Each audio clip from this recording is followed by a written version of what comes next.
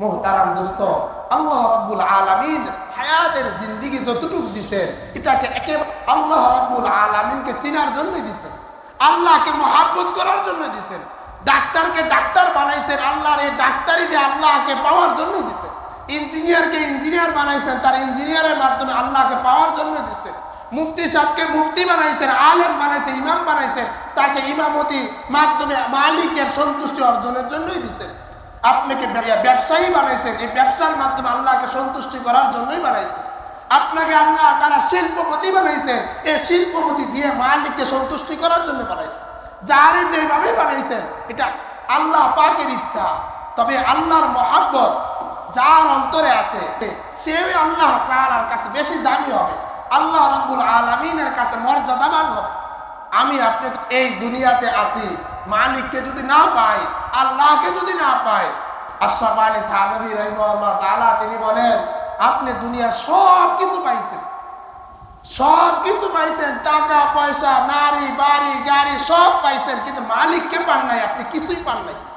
আর যদি আপনার কিছুই নাই কিন্তু আল্লাহ সন্তুষ্ট আপনার প্রতি, তা আপনি সবই পাইছেন।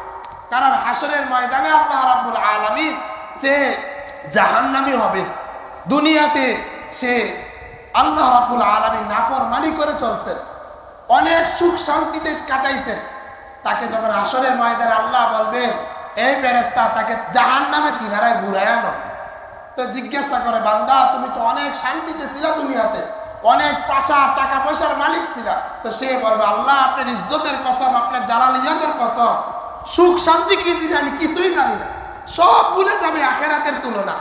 আবার এরকম একটা জান্নাতি লোককে আনা হবে, দুনিয়াতে অনেক কষ্ট করে গেছে, এক বেলা খায় না আরেক বেলা খাইতে পারে না, নুন আনতে পাল্টা পুরো এরকম দিন চালাইছেন, কিন্তু আল্লাহকে খুশি করছেন, এখন তো নামাজ ছাড়ে নাই, আল্লাহ রাব্বুল আলামিনের সন্তুষ্টি অর্জন করছে।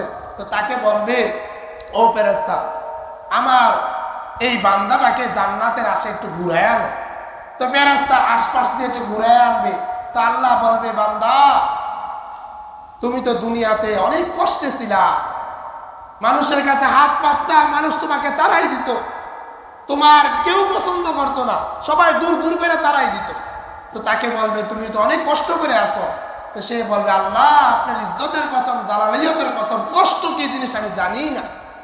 সে দুনিয়ার কষ্ট ভুলে যাবে, তাহলে দুনিয়ার কষ্ট আসল কষ্ট নয়, দুনিয়ার সুখ আসল সুখ নয়, আখেরাতের সুখ আসল সুখ, আখেরাতের কষ্ট আসল কষ্ট। এই জন্যে মুহতারাম দোস্ত, আল্লাহ রাব্বুল আলামিন হায়াতের জিন্দেগি যতটুকু দিয়েছেন এটাকে একেবারে আল্লাহকে রাজি খুশি করার জন্য।